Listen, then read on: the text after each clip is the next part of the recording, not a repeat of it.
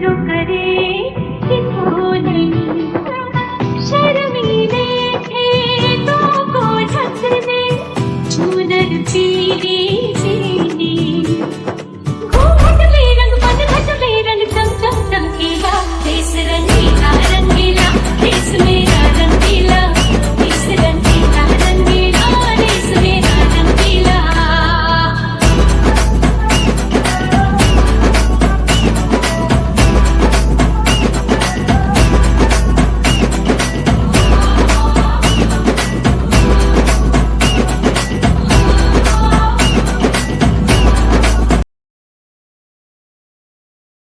করতে পারে।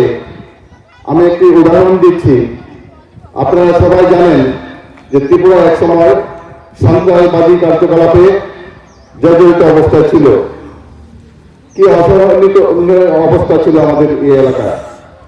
এত সুন্দর একটা পরিবেশে এতগুলি প্লেয়ার একটা করে এভাবে একটা অনুষ্ঠান করা যায়।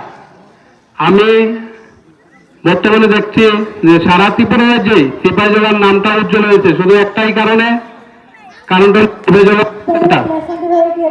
আমাদের এখানে 4 জন